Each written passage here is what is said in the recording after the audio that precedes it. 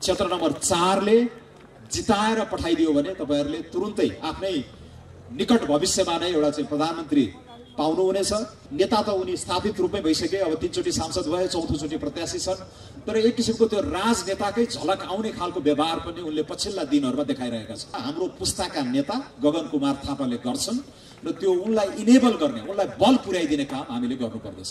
प्रधानमन्त्री बन्ने कुरामा म अटेम्प्ट गर्छु भनेर जुन उद्घोष गरेका छन् उनले, यसलाई पनि तपाई हामीले यहाँ चाहिँ जिताएर पठाएन भने त त्यो कुरा यही नै सिद्धिहाल्यो र धेरै मान्छेहरुको म सुन्दैछु अहिले षड्यन्त्र भइरहेको छ गगनलाई यही नै रोक्दिने। देशकै नेतृत्व प्रदान गर्ने अवसर काठमाडौँ क्षेत्र नम्बर 4 लाई आएको छ।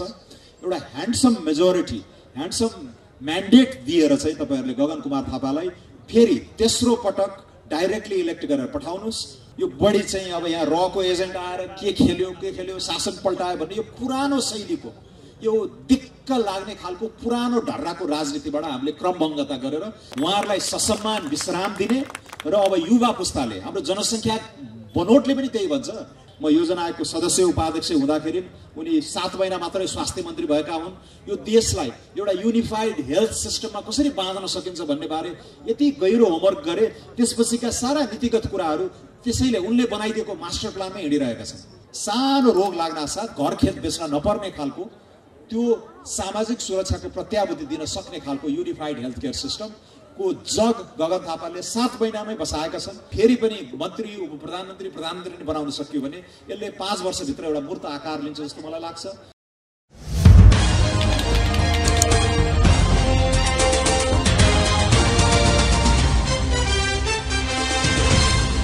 इस कार्यक्रमका सभापतिज्यू, प्रतिनिधि सभाका उम्मेदवार गगन थापा र प्रदेश सभाका उम्मेदवार कुसुम कार्की, यो थापा र कार्की दाजुभाइ नै हुन् क्यारे, कहिलेकाहीँ मिसिन्छ पनि। महिला नेत्री, सामाजिक अभियन्ता सृजना अधिकारीजी, युथ कांग्रेसका राष्ट्रिय अध्यक्ष सचिन तेमलसेना भाइ, मञ्चमा आसीन सम्पूर्ण विशिष्ट महानुभावहरू र आज शनिबारको दिन फुर्सद निकालेर यहाँ पाल्दिनु भएका सम्पूर्ण दाजुभाइ दिदीबहिनीहरूलाई मेरो हार्दिक नमस्कार र जय नेपालको अभिवादन पनि। म बुढा नीलकण्ठसँग मेरो सम्बन्ध छ। म गोर्खाको एउटा गाउँ बुङकोट भन्ने गाउँमा जन्मिएँ, तर 6 महिनाको उमेरमा मलाई यहाँ लिएर आइया बुढा नीलकण्ठमा। मेरो बुवा शिक्षक बुढा नीलकण्ठ स्कुलको र म यहीँ हुर्केको हुँ। त्यसैले यो सारा यो शिवपुरीको यो तल्लो भेगसँग मेरो एकदमै डरो न्यानो भावनात्मक सम्बन्ध छ। मलाई याद छ सानोमा हामी चाहिँ त्यो साझा बस चढेर नारायणथानबाट जमल जान्थ्यौँ। यो जम्मै फाँट उजाड थियो, फाँटै फाँट थियो। यो गणेश मावि मात्रै ठिङ्ग एउटा चाहिँ पुरानो एउटा भवन थियो, अरू सबै यहाँ पुराना गाउँहरू थिए। तर यो खालको घना बस्ती चाहिँ बसेको म यो पछिल्लो 10-15 वर्षदेखि देख्दैछु र यो किसिमको यो सहरीकरणको प्रक्रिया, जनसङ्ख्याको यो आप्रवास होइन, माइग्रेसन जुन फेनोमेनन छ हाम्रो नेपालभित्रको, नेपाल बाहिरको, विश्वव्यापी रूपमा नै भइरहेका हलचलहरू पनि अलिकति एउटा अध्ययनको विषय पनि बनेको छ। यो किन भयो, यसका इम्प्लिकेसन्सहरू के हुन्, यसले विकास बारेको हाम्रो बुझाइलाई चाहिँ कसरी असर पार्छ भन्ने कुराहरू पनि साह्रै नै महत्त्वपूर्ण छन् जस्तो मलाई लाग्छ। त्यसैले आज गगन थापा मेरा मित्र, मेरा नेता, हाम्रो युवा पुस्ताकै नेताको लागि यहाँ मत माग्न म आइरहेको छु। यो कुसुम कार्कीले पनि बोलेर जानुभयो। उहाँको लागि पनि कलम चिन्हमा मत माग्नलाई मलाई कुनै सङ्कोच छैन। युवा जुझारु नेता हुनुहुन्छ। उहाँहरू दुवैजनाको लागि मत माग्न आउँदै गर्दाखेरि यो क्षेत्रप्रतिको मेरो स्नेह, यो माटोप्रतिको मेरो चाहिँ सन्निकटता, लगावले पनि मलाई अलिकति रोमाञ्चित बनाइराखेको छ। साथीहरू, आज हामी धेरै किसिमका सङ्क्रमणहरूबाट गुज्रिरहेका छौँ। यो सिरिज अफ ट्रान्जिसन भन्छौँ नि हामीले, नेपालभित्रकै एउटा जनसाङ्ख्यिक बनोटको कुरा अहिले मैले प्रमुखताका साथ उठाइरहेको छु। रहनुको कारण चाहिँ युवाहरूको जुन बाहुल्य छ। हाम्रो जनसङ्ख्याको यो 25 वर्षभन्दा मुनि लगभग आधा जनसङ्ख्या छ। हाम्रो यो जनसाङ्ख्यिक यो झ्याल ढोका अब बन्द हुने अवस्थामा गइरहेको छ। त्यसैले पनि यो सेन्स अफ अर्जेन्सीका साथ हामीले नेपालमा केही गर्ने हो भने अर्को 20, 25, 30 वर्षभित्र गर्नै पर्ने अवस्था चाहिँ यो जनसङ्ख्याको चापले, यो दबावले पनि हामीलाई त्यतातिर डोर्याइरहेको छ। त्यसैले गगन थापा जस्ता उम्मेदवारहरूलाई आजै अहिल्यै निर्वाचित गरेर एउटा नेतृत्वदायी भूमिकामा पुर्याउनु पर्ने कारण चाहिँ यो समग्र हाम्रो सामाजिक आर्थिक यो बनोटमा आइरहेको हलचलले पनि त्यसलाई एउटा मलजल गरिरहेको छ भन्ने कुरा म यहाँहरु समक्ष राख्न चाहन्छु। यो हाम्रो अब करिब हामी हुर्कँदाखेरि 75 जिल्ला भनेर भन्थ्यौं, अहिले 77 जिल्ला छ। प्राविधिक कारणले करिब 30-35 जिल्लाबाट व्यापक रूपमा निर्जनीकरण भइरहेको छ, डिपपुलेसन। मान्छेहरू अवसरको खोजीले, रोजगारीको खोजीले व्यापक रूपमा बसाइसराई गरिरहेका छन्। नेपाल भित्रै पनि मेरो आफ्नै अनुमानमा के लाग्छ भने यो काठमाडौँ उपत्यका, दाङ भ्याली, पोखरा भ्याली, यो महेन्द्र राजमार्गको दायाँ बायाँ 10-20 किलोमिटर दायाँ बायाँ नै अब यो 20% जति भूभागमा 80% जनसङ्ख्या चाहिँ ओइरिनेवाला छ। यो आफैमा खराब चीज होइन। यसलाई राम्ररी व्यवस्थापन गर्न सक्यौं भने अर्बनाइजेसन, नगर सहरहरूको निर्माण हुनु भनेको वास्तवमा अर्थशास्त्रीहरूले एन्डोजेनस ग्रोथको एउटा स्रोत पनि भनेर भन्छन्। यो आर्थिक वृद्धिको एउटा नयाँ स्रोत पनि बन्न सक्दछ। तर हामीले यसमा तयारीका साथ यी कुराहरू राख्न सकिरहेका छैनौं। अव्यवस्थित शहरीकरणले आफ्नै खालका चुनौतीहरू लिएर आएका छन्। यहाँ क्षेत्र नम्बर 4 मा पनि के स्थानीय मुद्दाहरू छन्, मलाई थाहा छ। त्यसबारे गगन थापा लगायत अन्य जनप्रतिनिधिहरूले यी कुराहरूको सम्बोधन पनि गर्दै आइराख्नु भएको छ। केही अपर्याप्त कुराहरू, अनफिनिस्ड एजेन्डालाई पछि पनि उहाँहरूले सम्बोधन गर्ने जुन बाचाहरू गर्नुभएको छन् त्यो बारे पनि हामी सबै अवगत नै छौं। युवा पलायनको अर्को विषय छ। यही रोजगारी दिन नसक्दा, सम्मानजनक अवसरहरू नहुँदाखेरि 10औं लाखको संख्यामा एउटा टेम्पोररी माइग्रेसन, अर्को पर्मानेन्ट माइग्रेसनको रूपमा एउटा नेपालभित्रै पनि यो मुभमेन्ट भइरहेको छ। बाहिर त हामीले पढि नै रहेका छौं। विगत 15 वर्ष 20 वर्षदेखिको जुन खालको मुभमेन्ट, जुन खालको ट्रेन्ड आएको छ त्यसले नेपाललाई लगभग रेमिटेन्स इकोनोमीको रूपमा चाहिँ बनाइसकेको छ। मलाई कहिलेकाहीँ चिन्ता लाग्छ हाम्रो कुल अर्थतन्त्रको आकारको अनुपातमा यो रेमिटेन्सको आकार यति ठूलो छ, झन्डै 23-24% पुग्नु भनेको। म अलिकति विद्यार्थी कालमा हेर्थे, भारतको केरला राज्य, बंगलादेश वा फिलिपिन्स जस्ता मुलुकहरू अथवा दक्षिण अमेरिकामा एल साल्भाडोर जस्ता देशहरू चाहिँ रेमिटेन्समा असाध्यै आश्रित भनेर भनिन्थ्यो। तर मैले अस्ति तथ्याङ्क पल्टाएर हेर्दाखेरि उनीहरू पनि अर्थतन्त्रको आकारको अनुपातमा करिब 12-13% मात्र रहेछ। त्यसैले हामीले चमत्कारै गरे पनि यो हिस्सालाई आधा घटाउँदा पनि फिलिपिन्सको लेभलमा गएर अड्ने रहेछौँ भनेपछि यो वास्तवमा अब अवसरहरू पनि आछन्, तर यसले लिएर आएको सामाजिक मूल्य पनि हामीले ठूलो चुकाइरहेका छौं। र यो जनसङ्ख्याको यो बनोटले गर्दाखेरि हाम्रो विकासको फड्को मार्ने त्यो अवधि पनि साँगुरिँदै गइरहेको छ। हामी 6-7 वर्षमा नै अब बुढेउलो समाज बन्दैछौँ। त्यसको 15-20 वर्षपछि हामी बुढो समाज बन्छौँ। यो सुन्दाखेरि अलि अप्रिय लाग्छ, बुढेउलो बुढो भने अलि अप्रिय जस्तो लाग्छ, तर अंग्रेजीमा एजिङ सोसाइटी र एजेड सोसाइटी भनेर भन्छौँ हामीले। यो एजेड सोसाइटी हुँदै गर्दाखेरि अहिले करिब 11 जना जति हामी युवाहरूले चाहिँ एकजना वृद्धलाई पालिरहेका छौँ। हामीले तिरेको कर, हामीले योगदान गरेको राजस्वबाट वृद्धलाई अथवा घरायसी हिसाबले पनि राज्यले भर्ती गर्दा पनि घरमा हामीले त्यो गरिरहेका छौँ। तर यो बनोट साँगुरिँदै जाँदाखेरि चाहिँ 4 जनाले काम गरेर 1 जनालाई समर्थन गर्नुपर्ने हुन्छ। त्यसैले यो धेरै मुलुकहरूले चाँडै कायापलट भएका मुलुकहरूको ट्रेन्ड हेर्यो भने त्यो जनसाङ्ख्यिक लाभांशलाई उनीहरूले क्याश गरेर त्यसैमा चाहिँ एउटा भ्यागुते उफ्राइ भन्छ नि, लिप फ्रगिङ गरेर चाहिँ एक पुस्तामै करिब 15-20-25 वर्षकै अवधिमा चाहिँ एकदमै छलाङ मारेको हामीले देखेका छौँ। पश्चिमा मुलुकहरूले पनि यो गरेका हुन्, दोस्रो विश्वयुद्धपछि पूर्वी एसियाका मुलुकहरूले पनि यो गरेका हुन्, र हाम्रै अहिले अफ्रिकाका पनि अलिकति डाइनामिक मुलुकहरूले, रुवान्डा लगायतले पनि यो चरणबाट पार गरिरहेका छन्। तर यसलाई खेर फाल्यौं भने, राम्रो नेतृत्व नपाएर यो लाभांशलाई हामीले क्याश गर्न सकेनौं भने लस्ट डेकेड वा लस्ट जेनेरेसन का रूपमा पनि केही मुलुकहरूले, जस्तो ल्याटिन अमेरिका धेरै मुलुकहरूले चाहिँ यो अवसरलाई सिज गर्न नसकेको र उनीहरू विकासको चरणमा पछाडि परेको उदाहरणहरू पनि छन्। 110 वर्ष अगाडि तपाईको अहिलेको अर्जेन्टिना भन्ने देश सुन्नु भएको छ, म्याराडोनाको देश, फुटबलमा चाहिँ एकदम अग्रणी छ। तर 110 वर्ष अगाडि वो विश्वकै 5औं धनी मुलुक थियो अर्जेन्टिना। त्यति बेला कोही युरोपेली, त्यति बेला एकदम मास माइग्रेसन हुन्थ्यो युरोपबाट अमेरिकातिर। तिमी अमेरिकाको क्यालिफोर्निया जान्छौ कि अर्जेन्टिना जान्छौ प्रवासको रूपमा भनेर भन्यो भने मान्छे खै अब अर्जेन्टिना पनि राम्रै छ भन्ने सोचाइ थियो।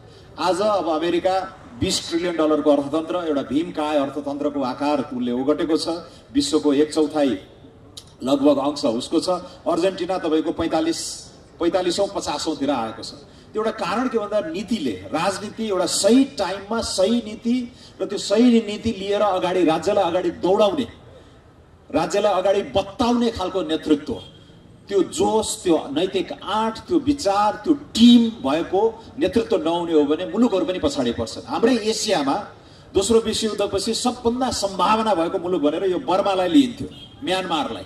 आज म्यानमार भन्छ, त्यति बेला बर्मा। असाध्यै सम्भावनायुक्त। बिपी कोइरालाका पुराना जेल डायरीहरू, आत्मवृत्तान्तहरू पढ्नुभयो भने पनि बर्माको बारेमा उहाँले उल्लेख गरेका कुरा गर्दाखेरि बाफ रे बाफ, यो त एकदम उदीयमान राष्ट्र रहेछ, कस्तो गजब सम्भावना भएको, एउटा लोकतान्त्रिक आन्दोलनमा पनि होमिएको भन्ने थियो। तर कुशासनले गाजिएपछि ऊ आज एकदमै दयनीय अवस्थामा छ। व्यापक साधन स्रोतको सम्भावना हुँदाहुँदै पनि कुशासनले गाँच्दाखेरि म्यानमार जस्तो सम्भावना भएको देश पनि आज धेरै पछाडि छ। फिलिपिन्सको पनि त्यही खालको चर्चा हुन्छ। र त्यति बेला तन्नम भनेर भनिएका मुलुकहरू सन् 1971 मा जब पाकिस्तानबाट छुट्टियो बङ्गलादेश, यो देशको त भविष्य नै छैन। अमेरिकाका विदेश मन्त्री त्यति पछि गएर विदेश मन्त्री भएका प्राज्ञिक प्रकृतिका मान्छे हेनरी किसिन्जरले भन्थे यो बङ्गलादेश भन्ने देश त बास्केट केस हो, यसको कुनै सम्भावनै छैन भनिन्थ्यो। आज दक्षिण एसियामा भारतलाई पनि उछिनेर बङ्गलादेश अगाडि आइरहेका छ। यो सबै अहिले भइरहेका विश्वव्यापी ट्रेन्डहरूलाई कसरी सिज गर्ने र त्यसलाई राजनीतिसँग मिसाएर एउटा असल शासनको जगमा नयाँ नीतिगत क्रम भङ्गता गरेर चाँडै नै दौडाउन सक्ने सम्भावना र यो जनसाङ्ख्यिक लाभांश, युवाहरूको चाहिँ बहुसंख्यक उपस्थिति र राजनीति र समाज र आर्थिक गतिविधिहरूमा उनीहरूको सक्रियताकै बलमा हामीले माथि उठाउने हो। अघि कुरा आइसकेको छ, सचिन भाइले पनि भने 30 वर्ष अगाडिको नेपाल र आजको नेपालको तुलना गर्ने हो भने धेरै प्रगति गरेका छौँ हामीले। हरेक सूचकाङ्कमा शिक्षा, स्वास्थ्य, बाटोघाटो, मोबाइल फोन, यो क्षेत्रफलमै वनले ढाकेको चाहिँ प्रतिशत कति छ भनेर हेर्नुभयो भने पनि त्यो कन्जर्भेसनको फिल्डमा पनि हामीले धेरै राम्रो प्रगतिहरू गरेका छौँ। 20औं सूचकाङ्कहरूमा चाहिँ हामीले देखा पनि छौँ। नेपाली कांग्रेसको संकल्प पत्रमा अन्तिममा तथ्याङ्क नै 48 मा कहाँ थियो, 78 मा कहाँ थियो भने। तै पनि यत्रो रोष, यस्तो नैराश्य, यस्तो आक्रोश किन छ? केही पनि भएन, खतम भयो, जताततै लथालिङ्ग छ, भताभुङ्ग छ भन्ने खालको आम जनगुनासो, जनचासो त्यो पनि वास्तवमा छ त, त्यसलाई त स्वीकार गर्नु पर्यो हामीले। भनेपछि म आफैले पनि यसलाई अलिकति राष्ट्रलाइज गर्ने क्रममा नेपालले नेपालसँगै दाँच्दा प्रगति भएको हो, तर नेपालले हामी जस्तै भएका मुलुकहरू जो 30 वर्ष अगाडि हामी जस्तै थिए उनीहरू जस्ता मुलुकहरूसँग दाँच्दाखेरि चाहिँ हामी धेरै नै पछाडि परिसक्यौँ।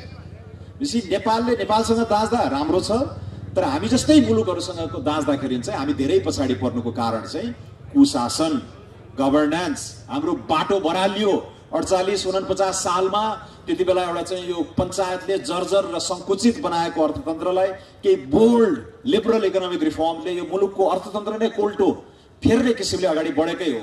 48 सालमा जम्मा 5000 औपचारिक रोजगारी सिर्जना भएको तथ्याङ्क छ। 49 सालमा 89,000 89,000 न्यू जब्स क्रिएट भएको अहिले उद्योग विभागको डाटा तपाईँले हेर्न सक्नुहुन्छ। त्यसपछि हामी बरालियौँ शान्ति प्रक्रियाको नाममा, द्वन्द्व निरूपणको नाममा, संविधान बनाउने कुरामा, संविधान बनाएपछि पनि संक्रमणको व्यवस्थापनको नाममा हामी बरालिएका छौँ। त्यसैले अब यो आफ्नो हिसाबले महत्त्वपूर्ण थियो, तर अहिले यसलाई त्यो ट्रान्जिसनलाई पनि हामीले म्यानेज गऱ्यौँ। अब आर्थिक एजेन्डामा नै फोकस गर्नु पर्यो।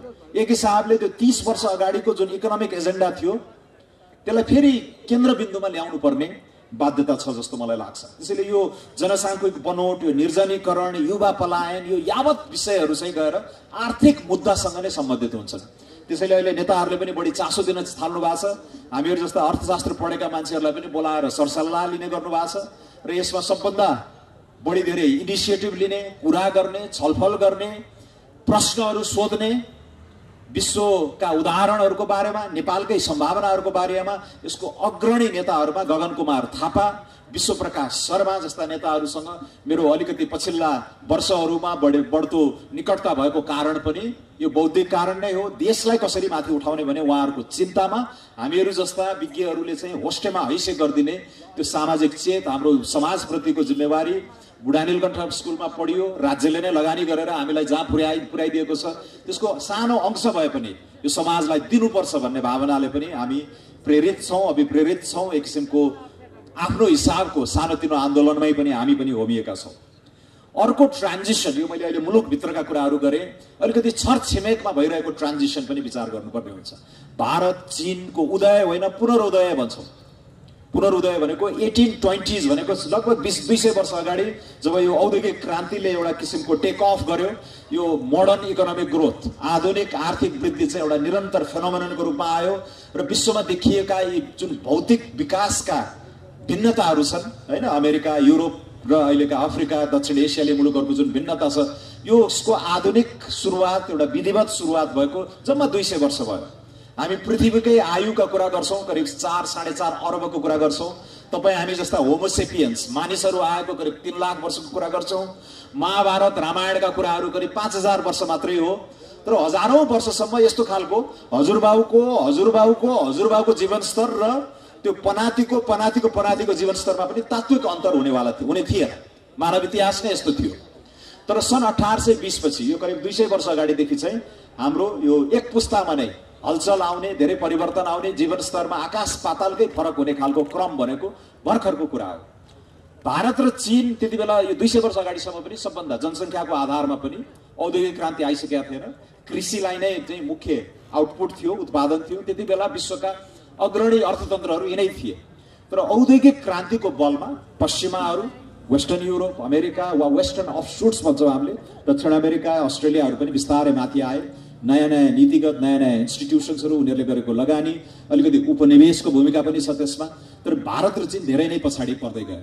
सन् 1900 पछि आर्थिक सुधारकै जगमा चाहिँ यी मुलुकहरू बल्ल फेरि उठ्दैछन्, जाग्दैछन् र त्यो जनसङ्ख्याले उनीहरूलाई जुन उद्वेलित पार्ने सम्भावना छ, त्यसले गर्दाखेरि चाहिँ अब एग्रिगेट टर्म्समा, प्रति व्यक्ति टर्म्समा अझै पनि गरिब छन्। अमेरिका $70-80 प्रति व्यक्ति आएछ, चीन आज पनि 12,000 को हाराहारीमा छ, भारत 2200-2500 छ, नेपाल 1200 छ। तर यो आर्थिक गतिले नै हो माथि उठाउने। 1980 मा यहाँ जनमत संग्रह हुँदाखेरि 36-37 सालतिर चीन र नेपाल उही स्तरमा थियौँ हामी, $100 प्रति व्यक्ति आए। तर विगत 35-40 वर्षमा चीनले जुन चमत्कारिक प्रगति गर्यो, आज ऊ $12,000 प्रति व्यक्ति आएमा छ। नेपालले पनि घिची प्रगति त गरेका छ, हामी 1200 मा गएर अड्केका छौँ। भनेपछि यो निरपेक्ष र सापेक्ष तुलना चाहिँ गर्न थाल्यो भने बल्ल यो राम्रै भएको छ जे भएको छ, तर योभन्दा धेरै नै राम्रो गर्न सक्ने अवस्थामा रहेछौँ। ताइवान, सिङ्गापुरका कुराहरू छोडिदेऊ, त्यही भियतनाम, त्यही कम्बोडिया, त्यही बङ्गलादेशले पनि राम्रो प्रगति गरे विगत 15-20 वर्षमा। अलिकति आर्थिक मिसनलाई राजनीतिको केन्द्रबिन्दुमा राखेपछि त्यो सम्भव हुँदो रहेछ। र हामीले पनि त्यो भिजन भएको, त्यो हुटहुटी भएको, एउटा सोच भएको, एउटा आँट भएको, टिम बनाएर काम गर्न सक्ने नेतृत्वलाई माथि पुर्यायौँ र जसले चाहिँ आफ्नो व्यक्तिगत लाभ, यो देशलाई लुट्ने, यहाँ दोहन गर्ने, जति बसिन्छ सत्तामा सोसिहालौँ, 5 पुस्ता 9 पुस्तालाई पुर्याउने सम्पत्ति आर्जन गरिहालौँ, त्यसलाई रोकथाम गर्न सक्ने संवैधानिक निकायहरूलाई भुत्ते बनाइदिउँ भन्ने खालको सोच नभएको राजनीतिक वृत्त हुने हो भने यो देशलाई पनि अहिले घिची जुन गति छ त्योबाट हामीले चाहिँ दौडाउन सक्छौँ र एउटा बिन्दुमा पुगेपछि यसलाई उडाउनै सक्छौँ भन्ने आत्मविश्वास चाहिँ मेरो आफ्नै अनुभवजन्य निष्कर्षबाट पनि म बोल्दैछु। करिब 70 वटा देशमा मैले चाहिँ घुम्ने, काम गर्ने चाहिँ अन्तर्क्रिया, त्यहाँका नीति निर्माताहरूसँग, त्यहाँका राजनेताहरूसँग अन्तर्क्रिया गर्ने अनुभव मैले पाएका छु। यहाँ पनि हामीले हावादारी कल्पनाहरू, नेपाल तुरुन्तै सिङ्गापुर वा स्विजरल्यान्ड बन्नेवाला छैन, तर डिसेन्ट एउटा सम्मान योग्य मध्यम वर्ग, विशाल मध्यम वर्ग भएको एउटा मिडल इन्कम कन्ट्री चाहिँ हामी बनाउन सक्छौँ। त्यसको लागि सही नेतृत्व चाहिँ हामीले छान्नुपर्ने हुन्छ र गगन थापाप्रतिको मेरो आकर्षण, गगन थापाप्रतिको मेरो आशा पनि त्यही प्रस्थान बिन्दुबाट सुरु भएको हो भन्ने मलाई लाग्दछ। अर्को ट्रान्जिसन यो पृथ्वीकै जलवायु परिवर्तनका मुद्दाहरू छन्, अघि मैले अलिकति इङ्गित पनि गरेँ। यसमा पनि ठुलो ट्रान्जिसन छ। हाम्रै नेपाल हिन्दुकुश हिमालय पर्वत श्रृङ्खलाको हामी संरक्षक हौँ, कस्टोडियन हौँ। यहाँको पानी, यहाँको हिउँ पग्लिँदाखेरि, ग्लोबल वार्मिङले गर्दा यहाँ गर्दाखेरि यो जलविद्युतमा हामीले राखेको सपना, कृषिमा चाहिँ 12 मास सिँचाइ गर्ने 50% हाम्रो भूभाग भन्ने जस्ता सपनाहरू, खानेपानीको सपना, यी यावत कुराहरू कृषि, सिँचाइ, खानेपानी, जलविद्युत यो सबैमा यो ग्लेसियर्सहरू मेल्ट हुँदाखेरि नेपाल मात्र होइन, समग्र हिन्दुस्तान पनि, चीन पनि, उता दक्षिण पूर्वी एसियामा पनि यो मेकोङ नदी यहीँबाट बग्ने हो, यही क्षेत्रबाट। करिब 10 वटा ठुला रिभर सिस्टममा अहिले ठुलो प्रहार गरिराखेको छ। अस्ति म झापा पुगेँ, त्यहाँ एकजना आदिवासी मूलका युवाले आएर औँलो ठड्याएर तपाईँले जलवायु परिवर्तनका कुरा गर्नुभयो, आदिवासी जनजातिहरूले यो वन संरक्षण, जलवायु परिवर्तनको मुद्दामा यो मिटिगेसन, एडाप्टेसनमा कस्तो भूमिका खेल्न सक्छन् भनेर यस्तो चोटिलो प्रश्न सोधे मलाई एकदम खुसी लाग्यो। किनकि हामीलाई काठमाडौँमा कहिलेकाहीँ आरोप लाग्ने गर्छ यो कहाँ यो क्लाइमेट चेन्ज, हामीलाई दैनन्दिन मूल्य वृद्धिको चिन्ता छ, यावत चाहिँ यो क्लाइमेट चेन्जका कुराहरू गरेर बस्ने हो भनेर यहाँका बौद्धिक भनिएकाहरूले पनि कुरा उठाइरहे मैले सुन्दछु। हामी गुरुराज घिमिरेको कन्स्टिट्युएन्सी मोरङको क्षेत्र नम्बर 4 मा जाँदाखेरि त्यहाँ एकजना थारू कृषकले आएर चाहिँ सोध्नुभयो यो बाढीहरू पनि यति रेगुलर हुँदैछ, यस्तो अनप्रेडिक्टेबल हुँदैछ, यो कारण के हो बिचरा उहाँलाई थाहा छैन यो ग्लोबल वार्मिङका कुराहरू प्यारिस क्लाइमेट अकर्डका कुराहरू यो जे भइराखेको छ यो किन भइराखेको छ भन्ने उहाँलाई थाहा छैन तर भइरहेको असरबारे उहाँले भन्नुभयो र त्यो जोड दिएर त्यसको नीतिगत सम्बोधन राष्ट्रिय अन्तर्राष्ट्रिय सम्बोधन गर्ने जिम्मेवारी पनि हाम्रो हो पाकिस्तानमा त्यत्रो देख्नुभयो भीषण बाढी आयो त्यो लगभग जलवायु परिवर्तनका कारणले भएको हो भन्ने छ भौगोलिक हिसाबले त हामी यति जोखिमपूर्ण अवस्थामा छ त्यसको पनि व्यापक तयारी पूर्व तयारी डिजास्टर प्रिपेयर्डनेसमा पनि हामीले ठुलो भूमिका खेल्नुपर्ने हुन्छ तर यो सबै ट्रान्जिसनहरू मैले मुलुकभित्रको जनसाङ्ख्यिक ट्रान्जिसन क्षेत्रमा भइरहेको भू राजनीतिक transition centre of economic gravity political gravity नै एटलान्टिकबाट युरोप हुँदै अब बिस्तारै सन् 2040-2050 तिर त्यो सेन्टर अफ इकोनोमिक ग्राभिटी यही नेपालतिरै आएर बस्छ हिमालयतिर यो कारण नेपाल विशेष भएर होइन कि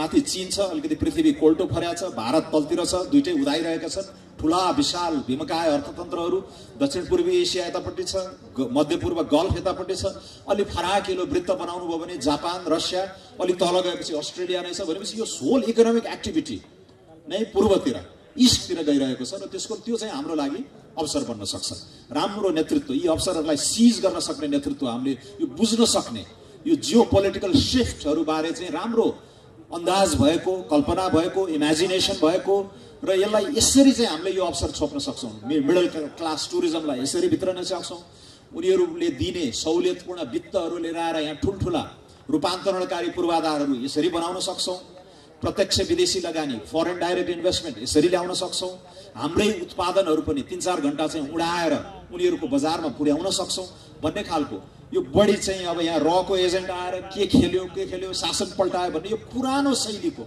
यो दिक्क लाग्ने खालको पुरानो ढर्राको राजनीतिबाट हामीले क्रमभङ्गता गरेर सृजनशील सकारात्मक पोजिटिभ एजेन्डाको राजनीति गर्ने नयाँ राजनीतिक शैली र नयाँ राजनीतिक संस्कार बोकेको वृत्तलाई हामीले अगाडि बढाउनै पर्नेछ अघि पनि भन्यो हिजो गगन थापा र हामी सँगै थियौँ एउटा कार्यक्रममा अहिलेसम्म यसरी स्वतन्त्र रूपले चोकमा कोण सभा गरेर जुन अभिव्यक्ति स्वतन्त्रता पाएका छौँ त्यसको लागि हामीले पुरानो पुस्तालाई धन्यवाद दिनै पर्छ तर उहाँहरूले जहाँसम्म नेपाललाई ल्याएर अड्याउनु हो त्यति हो उहाँहरूको क्षमता योभन्दा माथि जानको लागि अब पुस्तान्तरण हुनैपर्छ नयाँ राजनीतिक फ्रेस एनर्जी फ्रेस ब्लड आउनै पर्छ उहाँहरूलाई ससम्मान विश्राम दिने र अब युवा पुस्ताले हाम्रो जनसङ्ख्या बनोटले पनि त्यही भन्छ डेमोक्रेटहरूले त झन् यो कुरा चर्कोसित उठाउनु पर्ने हुन्छ किनकि डेमोक्रेसीमा वैधताको ठुलो महत्त्वपूर्ण कुरा हुन्छ लेजिटिमेसी कोबाट शासित हुनुहुन्छ तपाईँ शासन गर्ने तपाईँले त्यो अधिकार त्यो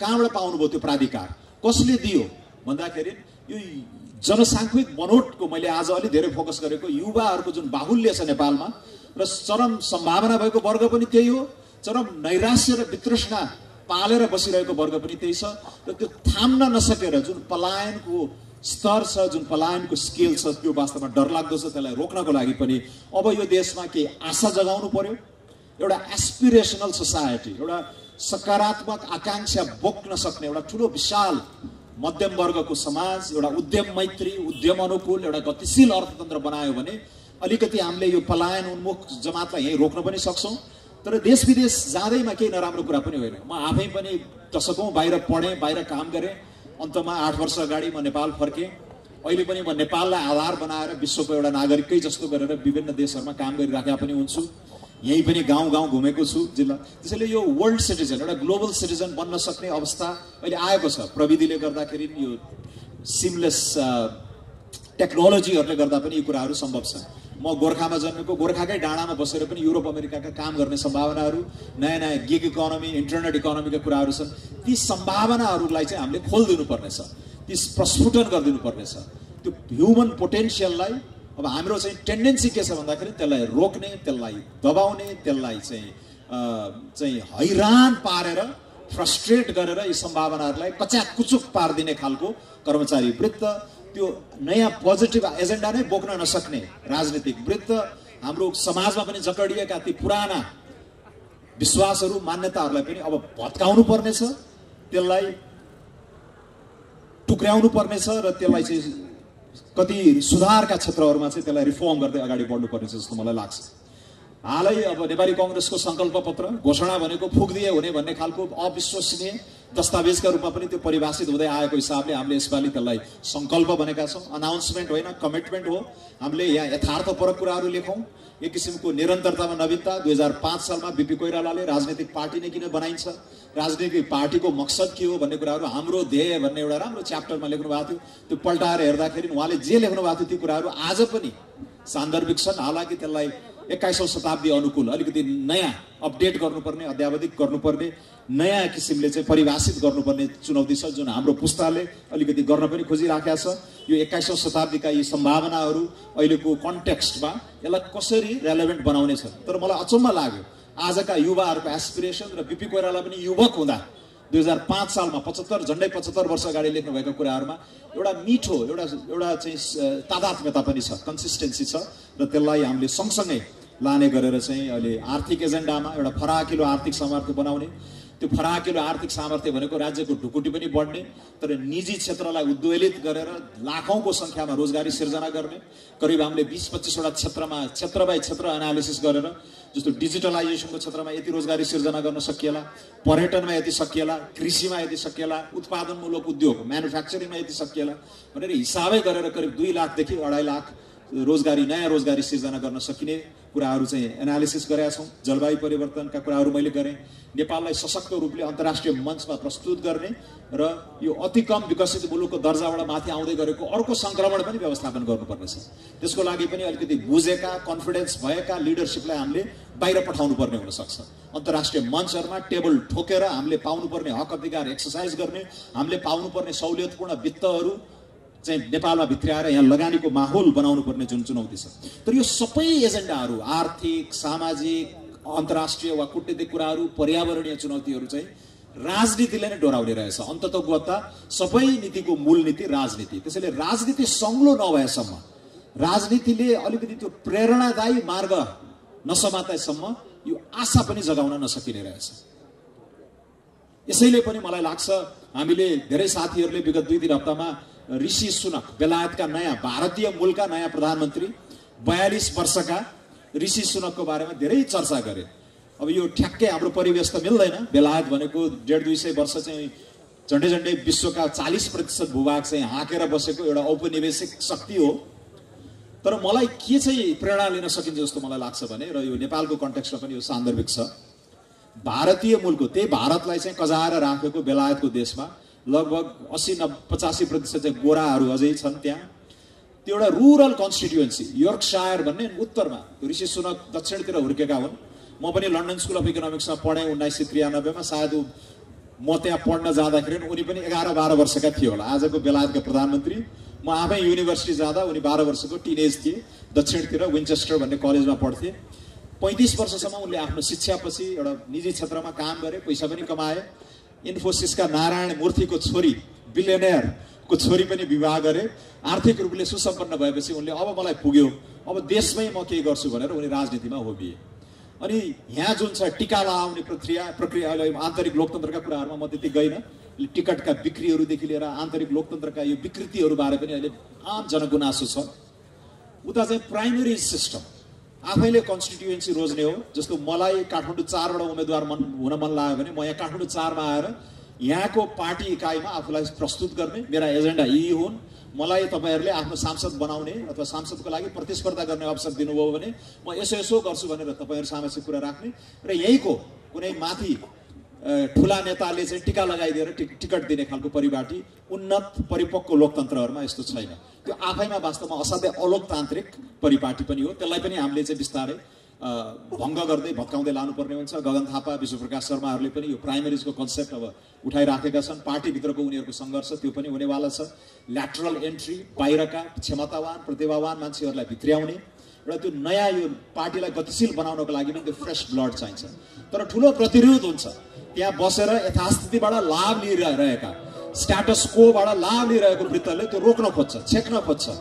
त्यो ब्यारियर टु एन्ट्री निजी क्षेत्रमा पनि त्यही छ, राजनीतिक क्षेत्रमा पनि त्यो हामीले देख्छौँ। त्यसैले त्यो ऋषि सुनक भन्ने मान्छेले 35 वर्षको उमेरमा एकदमै गोराहरूको बाहुल्य भएको एकदमै ग्रामीण कन्स्टिट्युएन्सीमा गएर उसले के भन्यो भने म यहाँबाट सांसद बन्न चाहन्छु भनेपछि उसका कुरा सुनेपछि सुरुमा त त्यो अब अलिकति रेसिस्ट सोसाइटी नै हो, यो खैरो छाला भएको माइनोरिटीको मान्छे लन्डनतिरै बर्मिङमतिरै घुमे भइगयो नि, कहाँ यहाँ आइरहेको भन्दाखेरि तर त्यहाँका बहलवाला सांसद पनि असाध्यै क्षमतावान विलियम हेग भन्ने पूर्व परराष्ट्र मन्त्री प्रधानमन्त्री नै बन्ने सम्भावना भएका व्यक्तिले चाहिँ यो मान्छे ठिक छ, यो मान्छे राम्रो छ, यसको सम्भावना छ, प्रतिभा छ, केही गरौँ भन्ने हुटहुटी छ, यसलाई हामीले यहाँबाट बनाएर पठाउँदा ठिक हुन्छ भनेपछि 35 वर्षको उमेरमा सांसद भए, 40 वर्षको उमेरमा अर्थमन्त्री भए, कोभिडको बेलामा 2 वर्ष राम्रो काम गरेर देखाए र राजनीतिमा आएको 7 वर्षमा बेलायत जस्तो देशमा खैरो छाला भएको भारतीय मूलको नामै ऋषि हिन्दू अस्ति दीपावलीको दिन चाहिँ डाउनिङ स्ट्रिट नम्बर 10 डाउनिङ स्ट्रिटमा चाहिँ दीपावली गरेर बत्ती बालेर आफै चाहिँ राखी गरेको हातहरू सबै देखिन्छ।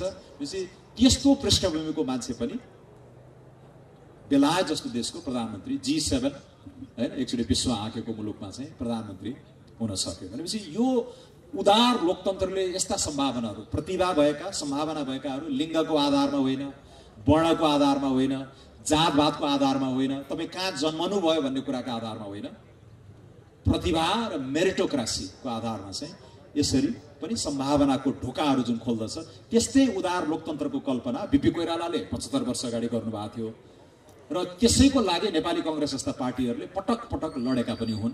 आज पनि एउटा खाकाको रूपमा त्यो उदार लोकतन्त्रवादी खाका हामीसँग छ। हाम्रो संविधान अलिकति प्रगति उन्मुख प्रगतिशील नै छ, तर त्यसको अभ्यासमा हामी नराम्रोसित चुकिरहेका छौँ। किनकि लोकतन्त्र भनेको यो 5-5 वर्षमा गरिने आवधिक निर्वाचन मात्र होइन, यो कर्मकाण्डको रूपमा हामीले जुन बुझिराखेका छौँ नि। अब चुनाव आयो, एक एउटा भोट हालिदिने हो कुनै चिन्हमा, एक थान सांसदलाई जिताएर पठाइदिने हो, लोकतन्त्रको हिसाब किताब फच्या सिद्धियो। अब यही हो भने त्यो अपूर्ण त्यो एकाङ्गी बुझाइमा पनि हामीले चाहिँ अब युवाहरूले यो यस्तो होइन, त्यो भनेको अनुदार लोकतन्त्रको अभ्यास हो। हामीले खोजेको उदार लोकतन्त्र हो। उदार लोकतन्त्रको मर्म यहाँ चाहिँ मौलिक हकको चाहिँ बेरोकटोक अभ्यास गर्न पाइयोस्, शक्ति पृथकीकरण होस्, न्यायपालिकाले पनि गर्न सकोस्, एउटा विधिको शासन होस्। तपाईँ हामी सुन्छौँ युरोपका प्रधानमन्त्री महारानीहरूलाई पनि कहिलेकाहीँ फाइन लगाइरहेको, एउटा वडाको प्रहरी गएर तिमीले एउटा यो स्थानीय कानुन भायोलेट गर्यो तिमीले यति फाइन तिर भनेर चाहिँ त्यो विधिको शासन भनेको कानुनभन्दा माथि कोही पनि हुँदैन भन्ने छ। तर ती आधारभूत कुराहरू विधिको शासन, शक्ति पृथकीकरण, मौलिक हक अधिकारका कुराहरूलाई ओझेलमा पार्ने, यो 5-5 वर्षमा गएर एक थान भोट हाल्ने कुरालाई चाहिँ हामीले लोकतन्त्रको रूपमा एउटा पर्यायवाचीको रूपमा अगाडि राख्दै गर्दाखेरि यो हामीले कल्पना गरेको यति विविधतापूर्ण समाज छ, यहाँका विभिन्न जात जाति हाम्रो जुन डाइभर्सिटी छ त्यसलाई रिफ्लेक्ट गर्ने, राम्रोसित न्यायोचित स्थान दिने पोलिटीमा, राज्य सञ्चालनमा त्यो सम्भावना जुन छ त्यो उदार लोकतन्त्रबाट मात्रै आउँछ। तर हामीले जुन खालको विकृत अभ्यासलाई मलजल गरिरहेका छौँ अब त्यसमा पनि क्रमभङ्गता चाहियो। मैले सुरुमा अलिकति इकोनोमिक एजेन्डा गरेँ, अब पोलिटिकल एजेन्डा पनि दह्रो किसिमले हामीले प्रस्तुत गर्नुपर्ने हुन्छ र यसको लागि पनि फ्रेस ब्लड फ्रेस एनर्जी भएको पुस्ता त आउनै पर्यो। तर अहिलेसम्म निष्कलङ्क नै रहेको, कुनै विवादमा नफसेको र विवादमा फस्न हुँदैन भन्ने चेतना बलियोसित पालेको युवा पङ्क्तिहरूलाई पनि अगाडि बढाउनुपर्छ र गगन थापा, विश्वप्रकाश शर्मा, प्रदीप पौडेल जस्ता युवा नेताहरूलाई मैले त्यही फ्लेभरमा बुझ्ने गरेको छु। त्यसैले अब अघि ऋषि सुनकका उदाहरणहरू दियो, प्रतिभा भएको यो लोकतन्त्रले कसरी स्पेस दिन्छ भन्ने कुराहरू र अहिले नेपाली कांग्रेसको घोषणापत्र सङ्कल्प पत्रमा पनि हामीले लोकतान्त्रिक पद्धतिको यी विकृतिहरूलाई इङ्गित गर्दै शुद्धिकरण भन्ने शब्द राखेका छौँ। यसलाई शुद्धिकरणमै लानुपर्छ। जुन खालको कन्स्टिट्युसनल बडिजहरूलाई क्याप्चर गरिएको छ, भ्रष्टाचार व्याप्त छ, तर अख्तियार लगभग चाहिँ निष्क्रिय अवस्थामा छ। निर्वाचन आयोगकै भूमिका बारे पनि अहिले यावत प्रश्नहरू आइरहेका छन्। यी कुराहरू छ। हामीले यो संस्थाहरू बलियो बनाएनौँ भने अहिलेको यो कुशासनको जुन निरन्तरता त्यो चाहिँ अगाडि बढ्दै जाने भाव भएर पनि यो लोकतान्त्रिक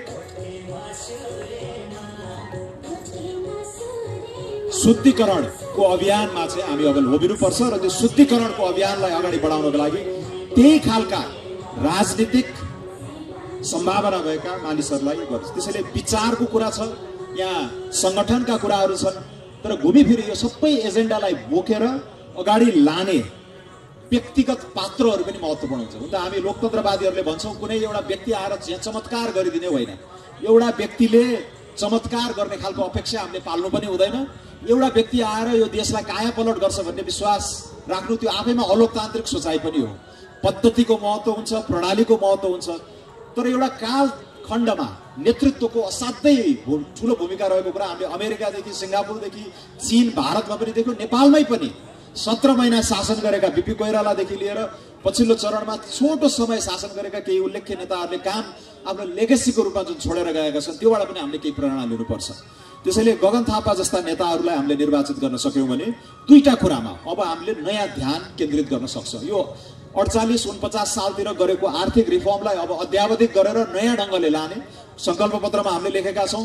करिब 2 दर्जन, 3 दर्जन, 4 दर्जन ऐनहरू खारेजै गर्ने, 2 दर्जन, 3 दर्जन ऐनहरू व्यापक रूपमा संशोधन गर्ने र कानुनै नबनेका नयाँ क्षेत्रहरू, यो इन्टरनेट इकोनोमीका जस्ता डिजिटलाइजेसनको एजेन्डालाई एकदम उद्वेलित पार्ने, युवाहरूलाई चाहिँ प्रेरणा दिने खालको क्षेत्रहरूमा चाहिँ नयाँ कानुन निर्माण गरेर त्यसलाई अगाडि बढाउनको लागि जुन संस्थाहरूको, इन्स्टिट्युसन्सहरू बनाउने कुराहरू छन् त्यो नयाँ एजेन्डा हो। यो ओम्निबस आर्थिक सुधारको एजेन्डा भनेर हामीले नयाँ प्रस्तुत गरेका छौँ। तर यो खालका महत्त्वाकांक्षा राख्दै गर्दाखेरि यो अहिलेकै यथास्थितिको निरन्तरतामा चाहिँ यी कुराहरू हुँदैन। अहिलेकै संरचना, अहिलेकै कर्मचारी तन्त्र, अहिलेकै जस्ता नेताहरूले चाहिँ यो एजेन्डा बोक्न सक्दैनन्। उनीहरूको प्रायोरिटी, उनीहरूको प्राथमिकता नै अलिकति फरक भएको हुनाले पनि यसपालिको निर्वाचन एउटा पर्व पनि हो। यसमा क्रमभङ्गता गरेर नयाँ खालका नेताहरूलाई खालि सांसद मात्र होइन, मन्त्री मात्र होइन, प्रधानमन्त्री नै बनाउने गरेर चाहिँ हामीले अगाडि बढाउनु पर्नेछ। त्यसैले पनि अब म अन्तमा गगन थापा एज अ व्यक्ति, मैले सङ्गठनको कुरा गरेँ, विचारहरूको कुरा गरेँ, अलिकति आर्थिक एजेन्डाका कुराहरू गरेँ। यो समन्यायिक समाज बनाउनको लागि पनि त्यो आर्थिक सामर्थ्य अलिकति दह्रो ढुकुटी ठुलो हुनुपर्छ भन्ने कुराहरू छन्। यसपालि हामीले पोखदेखि शोकसम्म भन्ने यो शिक्षा, स्वास्थ्य, पोषण लगायत एकीकृत सामाजिक सुरक्षाको अवधारणाहरू पनि लिएर आएका छौँ। कतिले चाहिँ यो छर्ने खालको वितरणमुखी भनेर आलोचना पनि गरे, तर त्यो अलिकति बुझाइको अपर्याप्त पनि भएको जस्तो मलाई लाग्छ। हामीले अहिले अर्थतन्त्रको आकारको अनुपातमा करिब 3-4% खर्च गरिराखेका छौँ यो सामाजिक सुरक्षाहरूमा। यसलाई करिब 6.5-7%, 8%मा लगेर क्याप गरिदिने। तर त्यो धान्न सकिने सामाजिक सुरक्षाको जन्मेदेखि मरुन्जेलसम्मको यो जीवन चक्रका जुन जोखिमपूर्ण चरणहरू छन् त्यसमा राज्यले केही भरथेक गरिदिनुपर्छ भन्ने एउटा पुरानो समाजवादी सोच भयो। धनीलाई कर लगाएर गरिबलाई बाँड्ने भन्ने त्यो पुनर्वितरणको एजेन्डा, त्यसलाई पनि हामीले स्वीकार गरेका छौँ एउटा हदसम्म। तर यो 21औं शताब्दीमा यो गतिशील अर्थतन्त्रको परिवेशमा चाहिँ हामीले आफ्नो आम्दानीको अनुपातमा योगदान गर्ने र सामाजिक बिमा, सोसियल इन्सुरेन्सका विभिन्न बहुआयामिक जुन अवधारणाहरू छन् त्यसलाई र यो पुरानो समाजवादी ढर्राको पुनर्वितरणलाई फ्युजन गरेर धान्न सकिने सामाजिक सुरक्षाको कोखदेखि शोकसम्म भन्ने एउटा नयाँ अवधारणा लिएर आएका छौँ र त्यसलाई कार्यान्वयन गर्न पनि एकदमै गतिशील अर्थतन्त्र चाहिन्छ। त्यसैले लोक कल्याणकारी राज्यको एउटा आकृति हामीले अर्को 5 वर्षमा देख्छौँ। अहिले जग हाल्ने हो, जगमा एउटा चाहिँ देखिने एउटा भिजिबल आर्किटेक्चर हामी बनाउँछौँ। त्यसलाई भरथेक गर्ने, त्यसलाई समर्थन गर्नको लागि एउटा डाइनामिक इकोनोमीको रोजगारी सिर्जना गर्ने, राज्यलाई कर तिर्ने, कर तिरे बाबत राज्यले पनि नागरिकहरूसँग एउटा दोहोरो करार, नागरिक कन्ट्र्याक्ट, एउटा सिटिजन टु स्टेट कन्ट्र्याक्टको एउटा नयाँ खालको त्यो परिभाषा पनि हामीले चाहिँ लागू गरेर नेपालमा अभ्यासमा ल्याउने त्यो आत्मविश्वास, त्यो क्षमता, त्यो अनुभवजन्य निष्कर्ष हामीले निकालिसकेका छौँ। तर त्यो सबैको लागि एउटा असल उदार शासन चाहिँ चाहिन्छ र त्यसलाई ड्राइभ गर्ने अब नयाँ नेतृत्व हो। गगन थापालाई मैले 15-16 वर्ष अगाडि देखेको हुँ। उनी आन्दोलनबाट खारिएर आएका नेता हुन्। अघि सृजनाजीले सम्झाउनु भयो हामीलाई 62-63मा विद्यार्थी मोर्चाहरू सम्हाल्नुभएका सृजना अधिकारी, गगन कुमार थापा, प्रदीप पौडेलहरूले नै काठमाडौँका सडकहरू तताएका हुन्। त्यति बेलाको आन्दोलनको अग्रमोर्चामा रहेर के को लागि भन्दाखेरि पहिला व्यवस्था परिवर्तन गरौँ, व्यवस्था परिवर्तन गरेपछि अवस्था परिवर्तन गर्नुपर्छ जीवन स्तरलाई उकास्नको लागि। किनकि रेजिम नै सही खालको भएर भने हाम्रो यो अरू कुराहरू चाहिँ तफसिलमा जान्छन्, यी फुटनोटमा रहन्छन्। त्यसैले त्यो चरणबाट हामीले पार गऱ्यौँ। प्रसव वेदना सहितको एउटा चाहिँ संविधान लेखनको प्रक्रियामा पनि हामी होबियौँ। झन्डै 1 दशक लगाएर एक थान संविधान बनेको छ। अहिले नै यसलाई डिसोन गर्ने, यसलाई कमजोर बनाउनेतिर हामी नलागौँ। केही गुनासाहरू छन् प्रदेश सरकारको हकमा, यो संघीयता कतिको बोझिलो भयो, यसलाई धान्न सकिन्छ कि सकिन्न भन्ने कुराहरूमा अलिकति त्यसमा केही यथार्थ पनि छन्, कतिमा चाहिँ भ्रम पनि छरिएको छ। तर यो भद्दा खालको संरचनालाई हामीले चुस्त बनाउनै पर्नेछ र त्यसबारे पनि अहिले नेपाली कांग्रेसको संकल्प पत्रले त्यो कुराहरूमा चाहिँ उल्लेख गरेको छ। त्यसलाई हामी यसरी सम्बोधन गर्छौँ, यसलाई किफायती बनाउँछौँ। यसलाई चाहिँ यो संसदको आकार, मन्त्री परिषदका आकारहरू, सिंहदरबारमा जे छन् त्यही 7 गुणाले चाहिँ मल्टिप्लाई गरेर प्रदेशमा पनि 7वटा नेपाल बनाउने खालको जुन एउटा अनइमेजिनेटिभ गभर्नेन्स प्रक्रियामा हामी गयौँ त्यसलाई हामी रोक्छौँ भन्ने खालको कुराहरू पनि त्यहाँ प्रतिबद्धताका रूपमा आएका छन्। तर समग्रमा यो व्यवस्था परिवर्तन गर्यौँ। यो व्यवस्थालाई भित्रैबाट अब हामी यो फोहोरी पोखरीमा हाम फालेर यी भित्रैबाट यसलाई चाहिँ पखाल्छौँ, यसलाई भित्रैबाट चाहिँ सङ्लो बनाउँछौँ भन्ने जुन आन्दोलन छ त्यसमा हामी होमिएका छौँ। र त्यसपछि चाहिँ अब अवस्था परिवर्तनको एजेन्डाको लागि नयाँ खालको पुराना नेताहरूलाई ससम्मान विदाई गर्ने, ग्राभिटीका साथ, जुन सिरियसनेसका साथ, जुन एउटा सेन्स अफ पर्पसका साथ उसले काम गर्थे त्यसले मलाई धेरै नै प्रभावित गरेपछि हामीले एउटा लामो नेपाल बनाउन सकिन्छ, नेपाल बनाउन पर्छ। एउटा लाइक माइन्डेड युवाहरूको कोअलिसन नै हामी बनाऊँ, लाइक माइन्डेड सुधारकहरू, लाइक माइन्डेड रिफर्मर्सहरूको एउटा ब्रड अलायन्सले नै अब चाहिँ यो देश हाँक्नुपर्छ अर्को 10-15 वर्ष भनेर हाम्रो एक किसिमको अघोषित अलायन्स पनि कोअलिसन पनि बनेको त्यतिखेरदेखि नै हो। उनी रेडी छन्, उनी प्रिपेयर्ड छन्, उनी क्वालिफाइड छन् जस्तो मलाई लाग्छ। र यो कुरा तपाईँले उनले छोटो समय म योजना आयोगको सदस्य उपाध्यक्ष हुँदाखेरि उनी 7 महिना मात्रै स्वास्थ्य मन्त्री भएका हुन्। यो देशलाई एउटा युनिफाइड हेल्थ सिस्टममा कसरी बाँध्न सकिन्छ भन्ने बारे यति गहिरो होमवर्क गरे। त्यसपछिका सारा नीतिगत कुराहरू त्यसैले उनले बनाइदिएको मास्टर प्लानमै हिँडिरहेका छन्। तर हाम्रो संकीर्ण राजनीतिले गर्दा कहिलेकाहीँ यो त गगन थापाले बनाएको रे, यसलाई अगाडि बढाउँदिन भनेर उनले ल्याएका कुराहरूलाई साबोटाज गर्ने कदमहरू पनि चालिएका छन्। जस्तो हेल्थ इन्सुरेन्सको कुरा हामीले पाइलटिङ गऱ्यौँ, अछाममा गऱ्यौँ, बागलुङमा गऱ्यौँ, इलाममा गऱ्यौँ, कैलालीमा गऱ्यौँ। त्यो बिस्तारै त्यसलाई एक्सप्यान्ड गरेर यो सानो उपचार गर्न नसक्दा पनि घर खेतमै बेच्नुपर्ने खालको जुन छ, हामीले आधुनिक समाजवाद भनेको त्यस्तो गर्न नपरोस् भन्ने अवस्थामा मुलुकलाई लाने हो। र त्यसको एउटा विधि भनेको सबै नेपालीहरूलाई, 100% नेपालीहरूलाई हेल्थ इन्सुरेन्सको एउटा नेसनल युनिफाइड खाकामा बाँध्नुपर्ने हुन्छ। तपाईँ हामी युवा छौँ, हामी प्रिमियम तिर्छौँ अहिले, तर त्यति अस्पताल जाँदैनौँ। म आफै पनि अस्पताल नगएको वर्षौँ भइसक्यो होला। कोभिड पनि छलियो, डेङ्गी पनि छलियो, त्यति अस्पताल जानु पर्दैन। तर बाहिर भएको भए हेल्थ इन्सुरेन्स हरेक मासिक प्रिमियम तिर्छौँ। तर तपाईँ हाम्रै बुवा आमा वा हाम्रा नाति नातिनी छोराछोरीहरू चाहिँ अस्पताल अलिक फ्रिक्वेन्टली जानुपर्ने हुन्छ। तर सबैलाई यो इन्सुरेन्सको फ्रेमवर्कमा बाँधियो भने यो धान्न सकिने सिस्टम बनाउन सकिन्छ। तपाईँ हामी पनि वृद्ध हुन्छौँ, पछि काम गर्न आउनेहरूले हामीलाई सब्सिडाइज गर्छन्। यो खालको यो बाराक ओबामाले पनि गर्न खोजेको कुरा यही हो। म्यान्डेटरी हेल्थ इन्सुरेन्समा हामी गयौँ भने अब धेरै प्रिमियमहरू धेरै चर्को बनाउन हुन्न, त्यसलाई अब कसरी चाहिँ सस्तो बनाउने, किफायती बनाउने भन्ने कुराहरूमा हामीले होमवर्क गर्नुपर्ने हुन्छ। तर त्यो युनिफाइड हेल्थ इन्सुरेन्सको आकृति गरिब देशले पनि धान्न सक्छ, यो गराउन सकिन्छ भन्ने भिजन गगन थापाहरूले सुरु गरेर यसलाई कार्यान्वयनमा लगे। और कोअलिसन गभर्मेन्टहरूले पनि एक चरणसम्म अगाडि बढे। तर यसलाई मूर्त रूप दिनको लागि चाहिँ फेरि यस्तै खालको बुझाइ भएको आउनुपर्छ। र बिपी कोइरालाको समाजवादी परिभाषा हामीले यसरी पनि पुनर्व्याख्या गरिरहेका छौँ कि सानो रोग लाग्न साथ घर खेत बेच्न नपर्ने खालको त्यो सामाजिक सुरक्षाको प्रत्याभूति दिन सक्ने खालको युनिफाइड हेल्थ केयर सिस्टमको जग गगन थापाले 7 महिनामै बसाएका छन्। उनलाई फेरि पनि मन्त्री, उप प्रधानमन्त्री, प्रधानमन्त्री बनाउन सकियो भने यसले 5 वर्षभित्र एउटा मूर्त आकार लिन्छ जस्तो मलाई लाग्छ। अहिले भइरहेका विकृतिहरूलाई हामीले चाहिँ सुधार गर्ने र नयाँ नयाँ कम्पोनेन्टहरूमा यसमा घुसाएर यो धान्न सकिने, नेपाल जस्तो गरिब मुलुकले पनि धान्न सकिने खालको सामाजिक सुरक्षाको एउटा आर्किटेक्चर हामी बनाउँछौँ र त्यो बनाउन सक्ने आत्मविश्वास हामीमा छ जस्तो मलाई लाग्छ। कोभिडकै बेलामा पनि गगन थापाको भूमिका तपाईँहरूले देख्नुभयो। केपी ओलीको 2/3 प्रचण्ड बहुमत आएको, एक किसिमको निरङ्कुश प्रवृत्ति, कुनै रोकतोक, कुनै अङ्कुश संवैधानिक निकायहरू पनि भुत्ते भइरहेको अवस्थामा चाहिँ उनले जसरी संसदमा एक्लै उभिएर त्यस्तो शक्तिशाली सरकारलाई पनि उत्तरदायी बनाउने काम जुन गरे, जनताको पक्षमा यही सरकारसँग म मिलेर पनि यही कामहरू गर्न चाहन्छु भनेर उद्घोष गरे, त्यो साह्रै नै एउटा स्टेट्सम्यान इन द मेकिङ जस्तो मलाई लाग्छ। एउटा नेता त उनी स्थापित रूपमै भइसके, अब 3 चोटि सांसद भए, 4थो चोटि प्रत्याशी छन्। तर एक किसिमको त्यो राजनेताकै झलक आउने खालको व्यवहार पनि उनले पछिल्ला दिनहरूमा देखाइरहेका छन्। र मलाई लाग्छ त्यस्तो नेतालाई क्षेत्र नम्बर 4 ले जिताएर पठाइदियो भने तपाईँहरूले तुरुन्तै आफ्नै निकट भविष्यमा नै एउटा चाहिँ प्रधानमन्त्री पाउनुहुनेछ। र उनले जुन उनको भिजन छ, उनीसँग जुन ब्रोड टिम छ, हामीहरू जस्ता मान्छेहरू उनीसँग आबद्ध छौँ। एउटा यो अलायन्सले चाहिँ यो देशलाई देखिने समयमै 5-10 वर्षभित्रमा नै हामीले एउटा मोमेन्टम चाहिँ हामी यहाँ ल्याउँछौँ। इकोनोमिक रिफर्मले, समन्यायिक समाजका कुराहरूमा र मुख्यतः गभर्नेन्समै प्रहार गरेर हामी बिग्दैनौँ, हामीलाई कसैले किन्न सक्दैन, हामीलाई कसैले म्यानिपुलेट गर्न सक्दैन, हामी कसैका गोटी बन्दैनौँ, किनकि हामी आफै सक्षम छौँ।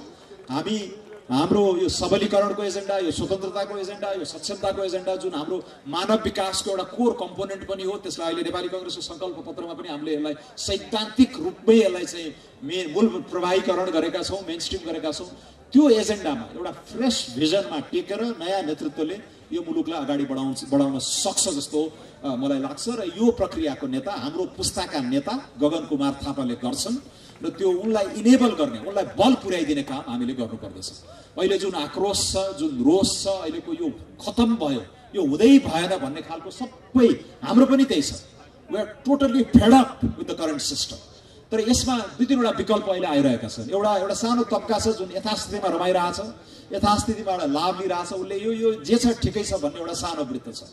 अर्को वृत्त छ जसले यो यति खतम छ कि अब नयाँ सिराबाट सुरु गर्नु पर्यो, अहिलेका पुराना पार्टीहरूबाट केही पनि चल्दैन, नयाँ पार्टीहरूको एक्सपेरिमेन्ट गरौँ, नयाँ पार्टीहरूबाट नै नेपाललाई अगाडि लाने हो भन्ने खालको पनि एक्सपेरिमेन्ट छ। त्यो मुभमेन्टप्रति मेरो शुभेच्छा छ, मेरो सदाशयता छ। तर अलिअलि नेपाली इतिहास पनि बुझेको, अलिअलि विश्व इतिहास पनि बुझेको, नेपाली समाजको चरित्र पनि बुझेको, यी सबै कुराहरू हाम्रो संरचनात्मक कुराहरूलाई पनि ध्यानमा राख्दाखेरि चाहिँ यो राजनीतिक पार्टीहरू फगत युरोप अमेरिकाको जस्तो प्रकृतिका यहाँ राजनीतिक पार्टी छैनन्। यहाँ चाहिँ यो प्याट्रोनेज नेटवर्क पनि हो राजनीतिक पार्टी भनेको। त्यस्तो परिस्थितिमा यो वडा टोलमा चाहिँ चिरेर नयाँ वैकल्पिक शक्ति उदाउनलाई समय लाग्छ। मलाई लाग्छ अर्को 5-10 वर्षमा सायद हामी त्यहाँ परिपक्व त्यो बिन्दुमा पनि पुगौला। तर अहिले चुनौती चाहिँ अलिक व्यावहारिक भएर सोच्ने हो भने अहिलेकै राजनीतिक पार्टीहरूभित्र छिरेर त्यहाँ हल्लाउने, त्यहाँ लड्ने, त्यहाँको फोहोरी माहौललाई सफा गर्ने अभियानमा चाहिँ एउटा कालखण्ड हामीले बिताउनुपर्छ। अर्को 3 वर्ष 5 वर्ष हामी त्यही गर्छौँ भनेर नै अहिले होमिने अवस्थामा छौँ। र बाहिरबाट यी यङ ठिटाहरूले पनि केही गरेनन्, के नगर्लान् भनेको, आकाशबाट चाहिँ तारै खसाउलान् भन्ठानेको केही पनि गरेनन्, त्यत्रो आशा थियो भन्ने त्यो खालको सोचले चाहिँ त्यो भित्र गएर लड्ने लडाइँलाई कमजोर बनाइराखेको हुन्छ। त्यसैले बाहिरबाट बल पुर्याइदिनुपर्छ। अहिले कुरा आछ, गगन थापाले पनि भने, अहिले सचिन भाइले पनि भने, अब यो मङ्सिर 4 पछि जब एउटा संसदीय आकार लिन्छ, अब कुनै नेपाली कांग्रेस नै आउला, सबभन्दा ठुलो पार्टी नेकपा एमाले छ, नेकपा माओवादीहरू आफ्नो संसदीय दलको नेता छान्ने प्रक्रियामा जुट्छन्। कोही चुनाव हुनेवाला छैन। नेकपा एमालेमा केपी ओलीलाई कसले चुनौती देलान्, नेकपा माओवादीमा प्रचण्डलाई कसले चुनौती देलान्, नेपाली कांग्रेसमा पनि सभापतिज्यू शेरबहादुर देउवाको झन्डै 80% कमान्ड छ केन्द्रीय सदस्यमा। तर उहाँलाई संसदीय दलमा चुनौती दिन सक्ने गगन थापाले पहिला भनेका थिए, तुरुन्तै प्रधानमन्त्री नबनाउला, तर प्रधानमन्त्री बन्ने प्रक्रियामा म सहभागी हुन्छु, म अटेम्प्ट गर्छु, प्रधानमन्त्री बन्ने कुरामा म अटेम्प्ट गर्छु भनेर जुन उद्घोष गरेका छन् उनले, यसलाई पनि तपाईँ हामीले यहाँ चाहिँ जिताएर पठाएन भने त त्यो कुरा यही नै सिद्धिहाल्यो। र धेरै मान्छेहरूको म सुन्दैछु अहिले षड्यन्त्र भइरहेको छ गगनलाई यही नै रोकिदिने भनेपछि संसदमा गएर उनले जुन बाँकी रहेको युद्ध छ त्यो लड्न पाउँदैनन्। तर हामीलाई लाग्छ तपाईँहरूले अलिअलि मात्र होइन, भारी मतान्तरले गगन थापालाई जिताएर पठाउनुहुन्छ। अघि कुसुम कार्की जसको लागि पनि कलम चिन्हमा मत म माग्छु उहाँको लागि पनि, र उहाँले स्पष्टसित भनेर जानुभयो अङ्कगणित म्याटर्स, म्याथमेटिक्स म्याटर्स। 30 भोटले जितेर जानु, बल्ल बल्ल पार लाग्नु र झन्डै 15,000 10,000 15,000 को भारी मतान्तरले तपाईँले जित्नुभयो भने त्यसले दिने त्यो नैतिक आँटले धेरै आन्दोलनहरू छेड्छ जस्तो मलाई लाग्छ। आन्तरिक लोकतन्त्रमा पनि एक किसिमको त्यो सङ्घर्ष गर्ने बल एकजनालाई मात्र होइन, एउटा पूर्ण समूहलाई, जो क्लिन डेमोक्रेसी, यो करप्सनको एजेन्डाबाट आजित भएको र मुलुकलाई एउटा आर्थिक समुन्नतिको बाटोमा दौडाउन हुटहुटी भएको त्यो युवा पङ्क्ति छ ठुलो, जो निर्वाचित भएर आउँदैछ अर्को तुरुन्तै, त्यसलाई त्यो नेतृत्व प्रदान गर्न सक्ने नेता पनि एउटा भारी मतान्तर, एउटा ह्यान्डसम म्यान्डेट भन्छौँ नि हामीले, त्यो ह्यान्डसम म्यान्डेटले तपाईँले सुसज्जित गरेर पठाइदिनु भयो भने त्यो नेताको बोल्ने शैली, त्यो नेताको व्यवहार, त्यो नेताको नैतिक आचरण नै फरक हुन्छ। त्यसैले त्यो जिम्मेवारी चाहिँ अहिले काठमाडौँको क्षेत्र नम्बर 4 मा आएको छ। तपाईँहरूले एउटा फगत यो खहरेका कुराहरू, स्थानीय मुद्दाहरू छँदैछन्, त्यसको पनि सम्बोधन हुँदै जान्छ। अहिले स्थानीय तह पनि बलियो छ, बजेटहरू ठुलै आएको छ, केन्द्रबाट एउटा सांसदले गर्ने सहजीकरण, उसको पहुँचको आधारमा यहाँ आउने कुराहरू त्यो छँदैछन्, आफ्नो ठाउँमा छ, भइरहेका छन्, तपाईँहरूले देखिरहेको पनि राख्नु भएको छ। तर यहाँबाट चाहिँ यो देशकै नेतृत्व प्रदान गर्ने अवसर काठमाडौँ क्षेत्र नम्बर 4 लाई आएको छ।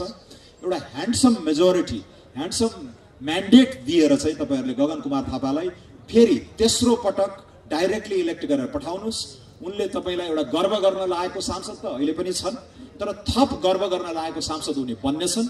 सांसद मात्र होइन, हामीले कल्पना गरे भन्दा चाँडै नै उनले चाहिँ नेपालको बागडोर सम्हाल्नेछन् र उनको नेतृत्वमा एउटा ठुलो युवा पङ्क्ति लामबद्ध भएर बसेको छ। त्यो एजेन्डामा हामी पनि होमिन्छौँ र यो देशलाई चाँडै नै अफगानिस्तान पछि सबभन्दा तन्नम मुलुक, एसिया प्रशान्त क्षेत्रको सबभन्दा तन्नम मुलुक भनेर चिनिएको त्यो परिचयलाई हामी भत्काउँछौँ र एउटा हेल्दी मिडल इन्कम कन्ट्रीको त्यो बाटोमा चाहिँ यो मुलुकलाई हामी लान्छौँ। आर्थिक सामर्थ्य, समन्यायिक समाज, पर्यावरणीय मुद्दाहरू र अन्तर्राष्ट्रिय मञ्चमा पनि मलाई बीपी कोइराला मैले पटक पटक नाम लिएको कारण त्यो उमेरमा 45-46 वर्षको उमेरमा 1960 जस्तो त्यो पेचिलो कोल्ड वार भर्खर सुरु भएको अवस्थामा भारतले पनि रेकग्नाइज नगरेको इजरायललाई रेकग्नाइज गर्ने, संयुक्त राष्ट्रसङ्घमा गएर निकिता क्रुसेभसँग आँखामा आँखा जुदाएर संवाद गर्ने, आइजनहावरहरूसँग पछि त्यति बेलाका चाहिँ वर्ल्ड लिडर्सहरू स्टेट्सम्यानहरूसँग चाहिँ बहस गर्ने, नेपाल जस्तो भर्खरै उठ्न खोजेको, जुर्मुराउन खोजेको नयाँ मुलुक भनौँ न, एक किसिमको यो पुरानो राणाकालीन संरचनाबाट आउँदै गरेको आधुनिक मुलुकलाई त्यो आत्मविश्वास भरिदिने र हामी पनि छौँ है भनेर त्यो सेन्स अफ प्रेजेन्स चाहिँ जगाउन सक्ने त्यस्ता खालका राजनेताहरूकै त्यो गुमायौँ हामीले। त्यस्तो खालको नेताहरू फेरि जन्मेर आएका छैनन् र फेरि नेपाललाई चाहिँ अन्तर्राष्ट्रिय परिचय, हाम्रो अघि क्लाइमेट चेन्जको मुद्दा उठाएँ मैले, लिस्ट डेभलप्ड कन्ट्रिजहरूको मुद्दाहरू छन्, यो सबैलाई बोकेर अन्तर्राष्ट्रिय मञ्चमा पनि हामीलाई चाहिँ गर्व गर्न लायकको राजनेताहरू चाहिँ हामीले यो गगन थापा र उनको टिममा आबद्ध भएका मान्छेहरूले त्यो गर्न सक्छन् भन्ने आश्वासन पनि म दिलाउन चाहन्छु। तर समग्रमा सबै नीतिको मूलनीति राजनीति भनेर हामीले भन्छौँ बारम्बार, यो दोहोऱ्याउँदा दोहोऱ्याउँदा दोहोऱ्याउँदा एउटा क्लिशे जस्तो पनि बनाएको छ, तर अन्तिम सत्य, शाश्वत सत्य त्यही नै हो। त्यसैले पनि राजनीति सङ्लो बनाउने, राजनीति स्वच्छ बनाउने, गुड गभर्नेन्स, यो असल शासनको एजेन्डालाई साँच्चीकै भित्रैबाट हृदयदेखि नै इन्टर्नलाइज गरेर अगाडि बढ्ने हो भने यो मुलुकको सम्भावना छ, यो राष्ट्रको सम्भावना छ। युवाहरूमा हामीले चाहिँ आशा दिन सक्छौँ, एउटा प्रेरणादायी समुन्नत नेपालको मार्गचित्र हामी कोर्छौँ र त्यसलाई कार्यान्वयनमा लानको लागि पनि गगन थापा लगायत उहाँको पिँढीका युवा पङ्क्ति नेतृत्वलाई हामीले चाहिँ शानदार मतका साथ विजयी गराएर पठाउँ। हामी यसलाई रिग्रेट गर्ने छैनौँ। त्यति न्यूनतम आश्वासन चाहिँ म यहाँहरूलाई दिँदै बिदा हुन्छु। धन्यवाद। जय नेपाल।